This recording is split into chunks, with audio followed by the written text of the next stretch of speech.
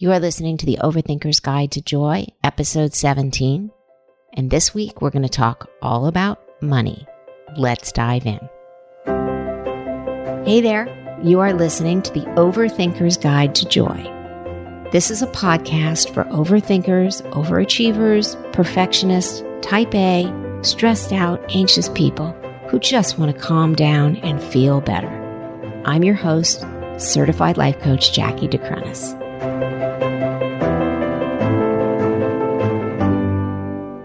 Hey there.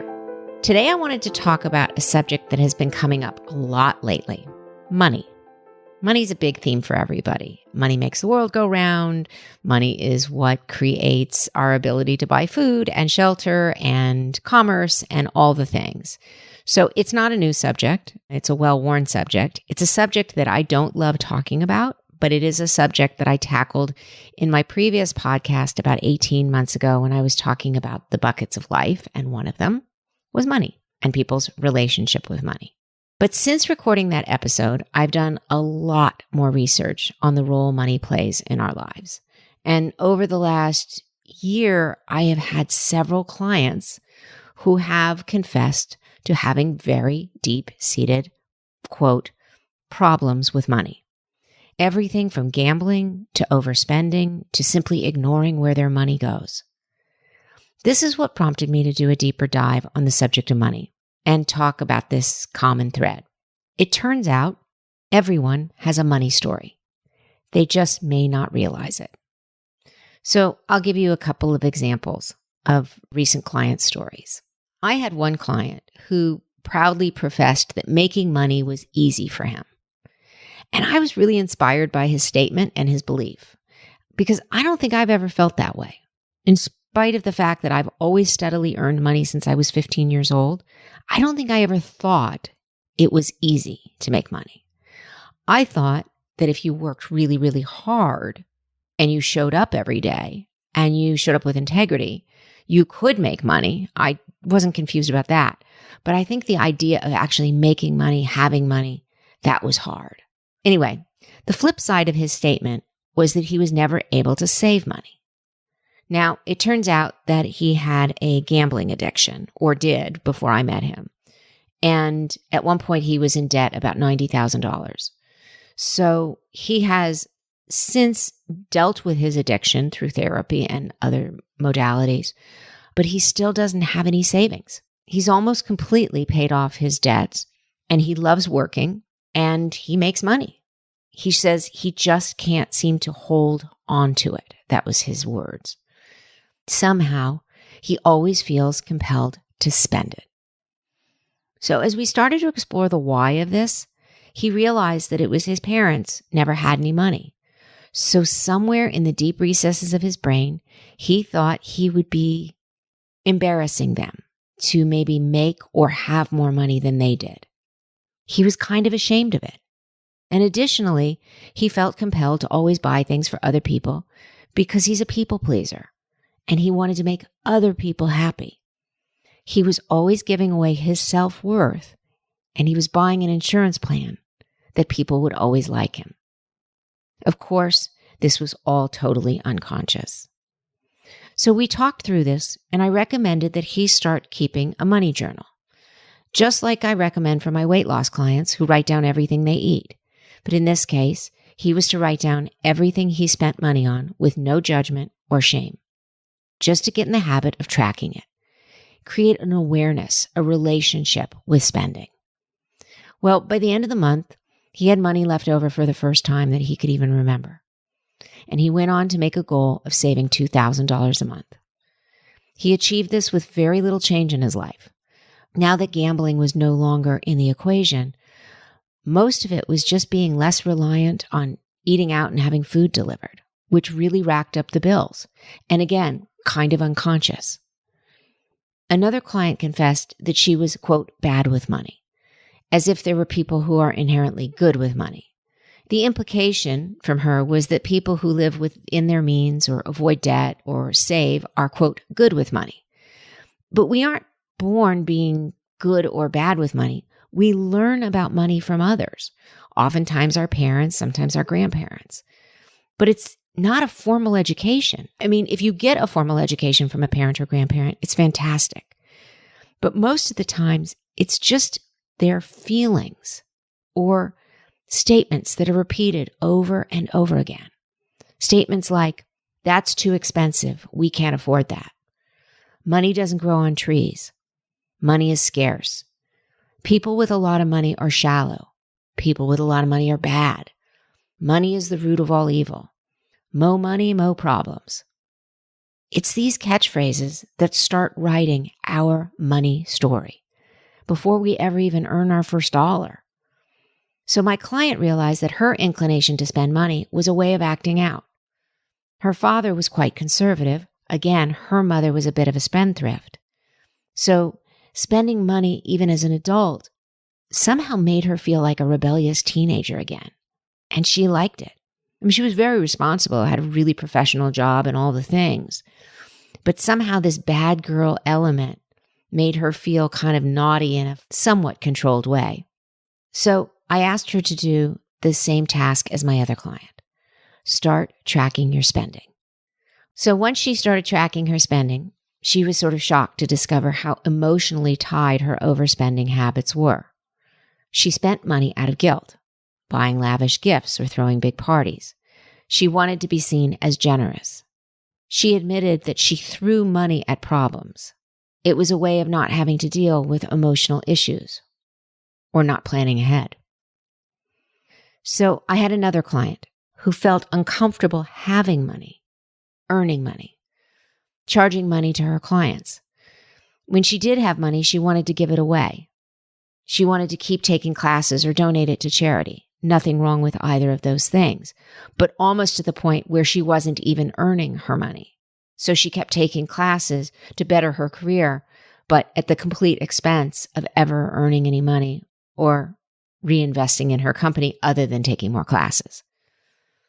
She wasn't comfortable spending money on herself, and she wasn't comfortable having money just sit in the bank. The root of her money story was her parents too. Her father thought money was dirty and the cause of most people's problems. And it turns out her mother loved to spend money. So money was a terrible source of stress between her parents, and subsequently she developed an uncomfortable relationship with money too. I didn't realize I had a money story until I went into business for myself as a coach. When I was working for corporations, I was always paid a pre-negotiated salary.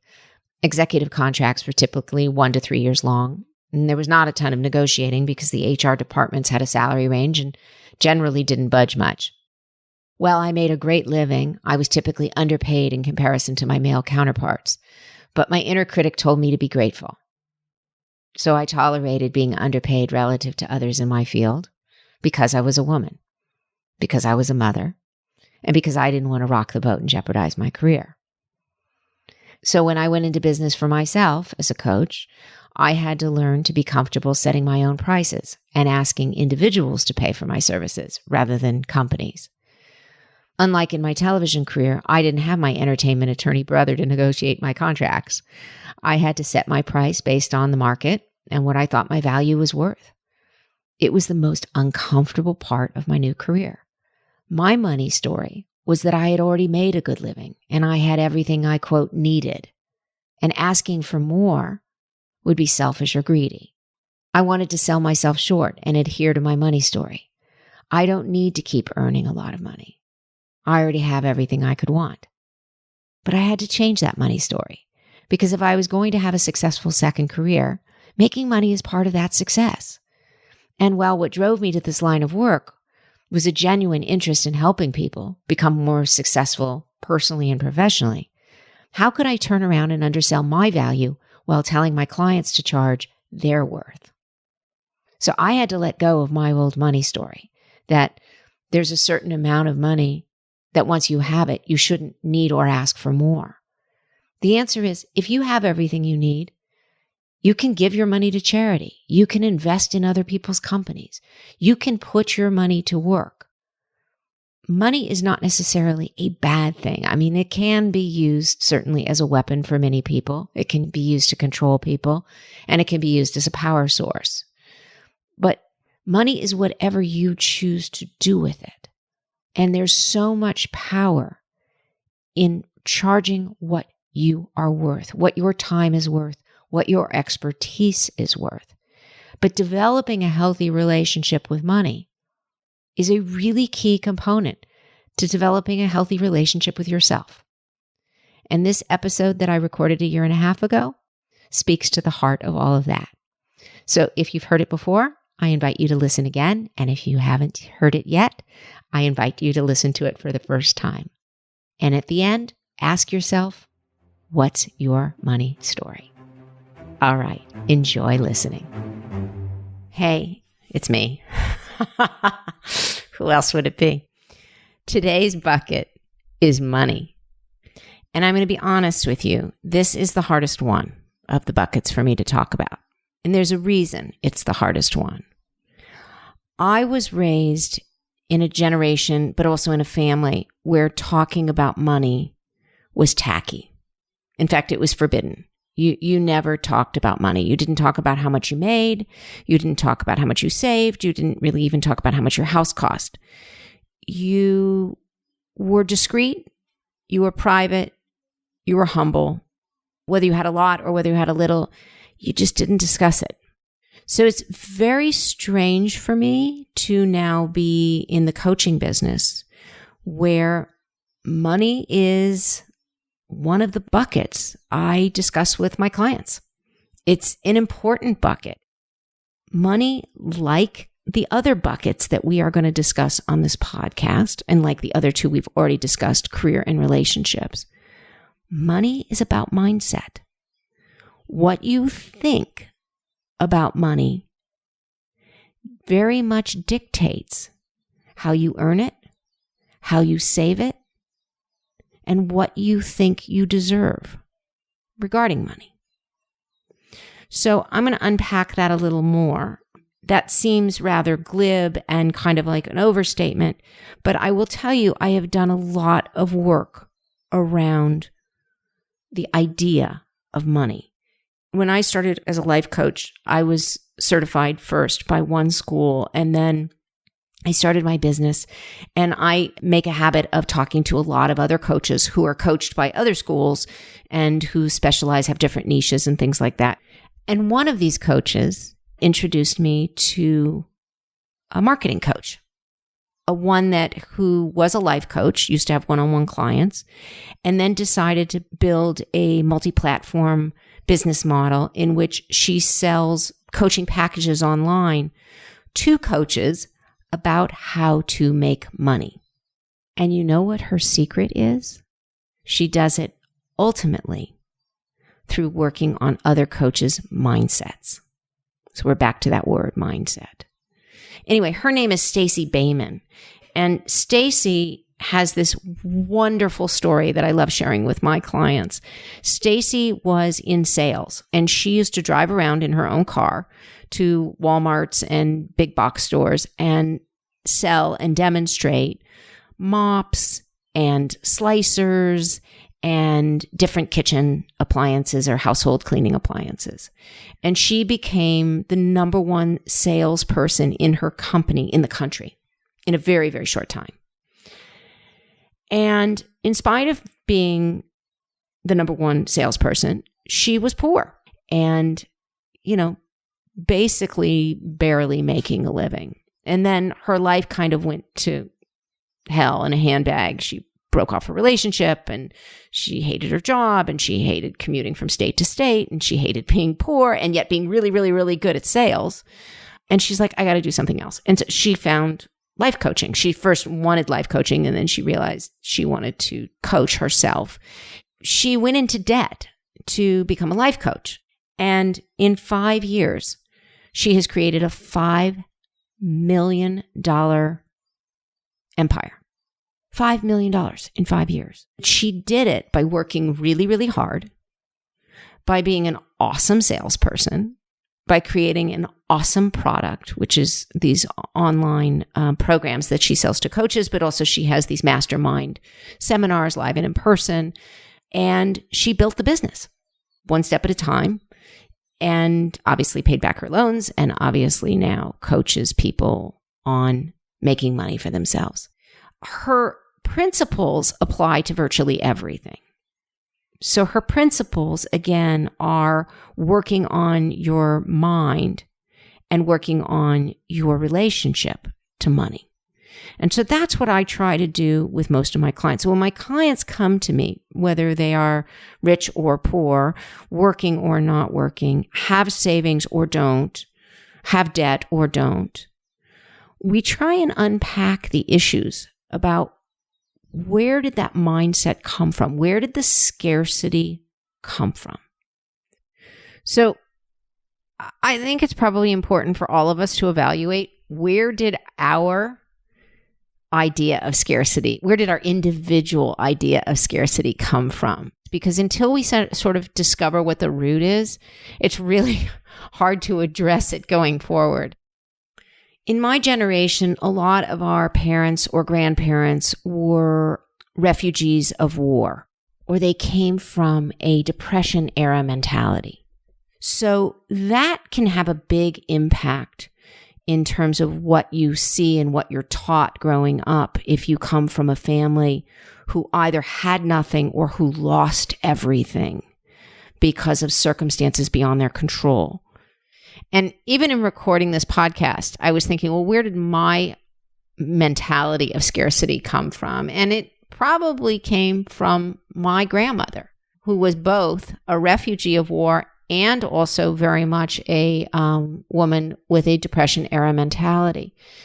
And when I graduated college, and then when I got my first job in the entertainment business, she would say to me, I mean, she was proud of me, but there was this sense that she would say, "You're so lucky.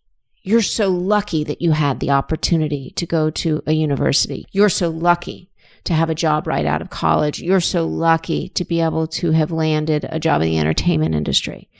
And so there was this sense of like, just be grateful and not question anything and tolerate whatever comes, because there might not be anything else after this. And that very much carried with me in every job I ever had. And so even when I felt like I was being taken advantage of or underpaid or exploited, it was always, you can't quit because you're so lucky to have this job. The entertainment business sort of fed upon that mentality of scarcity. If you survive the entertainment business, you're generously rewarded oftentimes, but there was always someone who was willing to take your chair. And I used to reference it. I used to call it musical chairs, because you would see people come and go lightning fast. And I think that probably compounded this feeling of having to tolerate. I went into a business where I always felt insecure. Even when I was being promoted or rewarded, it was always a feeling like the rug could get pulled out from under you at any time. And that probably exacerbated a scarcity mentality that if I quit or didn't tolerate whatever circumstances I was given, that there wouldn't be another opportunity. Then on top of it, as women, we were historically underpaid compared to our male counterparts.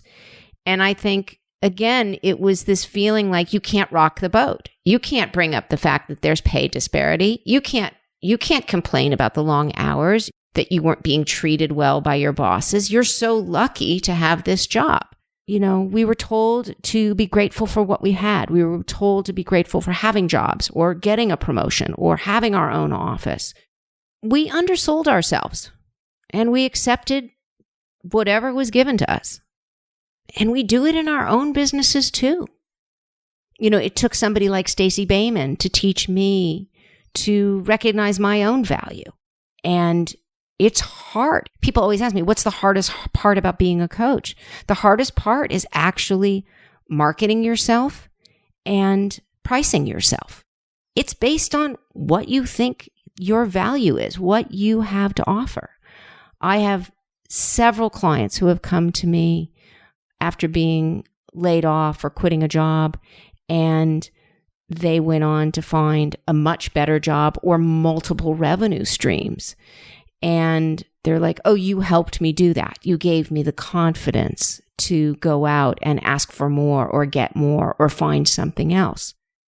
And I find that very interesting that, so often what we need is permission to believe in ourselves. I know I use that word a lot, permission. And listen, we don't hire coaches to find permission. We hire coaches to teach ourselves to give ourselves permission. So one of the things that we do in coaching a lot is when we have a circumstance that we're uncomfortable with, for example, money. The first thing we do is we ask the client, what do you think about it? And the answers are usually revealed in our thoughts. So money, or what do I charge? The first thought for many people is, I don't want to be greedy. I'm afraid to lose the client. I don't want to offend anyone. I don't know if I'm worth it. And these are the kind of thoughts that lead to a lack of result that you want, whether it's getting the client, whether it's getting what you deserve to be paid, whatever it is. But the point is, by changing that thought, by finding a more neutral thought, rather than, I don't think they can afford it, or it's too much money for most people. What if you thought, I am giving them great value. I am worth it. So whether you're an employee of a corporation or whether you're selling a product or a service, think about that thought. I am worth it. I bring value. I add value. I more than pay for myself with this product, with my service. Interesting. Totally different mindset. So then the money doesn't become about feeling bad or worrying. It becomes about believing that you have added value. So I think that there are many facets to the relationship to money. And again, as a coach, I sometimes spend many sessions on just this subject with people. And it's amazing what happens when you are free to talk about it. And it's amazing what happens when you challenge those thoughts that you've lived with for a long time. So much of what happens is money becomes this kind of elusive monster. It's an emotion rather than something that's practical or tangible. In order to sort of wrestle to the ground your relationship with money is to examine it from a practical standpoint and really look at, what do you earn? What do you need? What do you want? And then it's breaking down, what are you willing to give up and what are you willing to do to get it? And challenge it. I mean, is that money in the bank account enough? And for how long? Or if there's no money in the bank account, what could you go out and do to earn money? But rather than sitting in the river of misery, of scarcity, challenge yourself, do the math, do the paperwork. How long will your savings last you? Or moreover, what else could you do to earn the money? Really valuable questions and empowering. So rather than coming from a fear of like this monster in the closet of, I won't have enough, I don't have enough, what about examining or challenging those thoughts and seeing maybe there's other ways to earn? Maybe there's other ways to save. You can choose to let go of the old tapes or the old inherited beliefs that no longer serve you about money.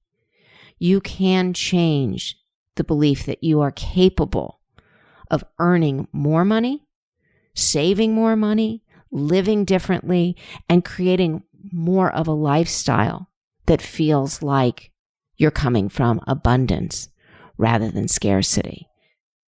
So that's the end of the money bucket. And I want to acknowledge that this was pre-recorded prior to the COVID crisis. And I know that many of you listening to this podcast may have had a reduction in your salary or a furlough or a job loss. I realize that that puts an unusual wrinkle in the whole money bucket. But I invite you to examine your relationship with money during this time. Take a hard look at your savings. Figure out where you can trim. Figure out what kind of work you might want to do when we all come out of this crisis, and we will come out of this crisis. And then take a look at your lifestyle.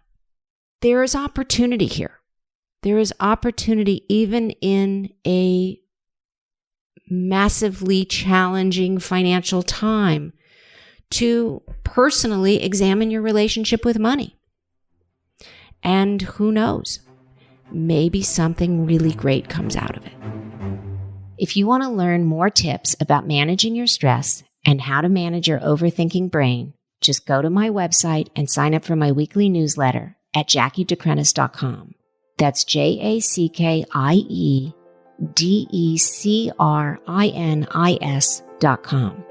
You can also follow me on Instagram at Jackie DeCrenis. Bye for now. Thank you for listening to this episode of Overthinker's Guide to Joy.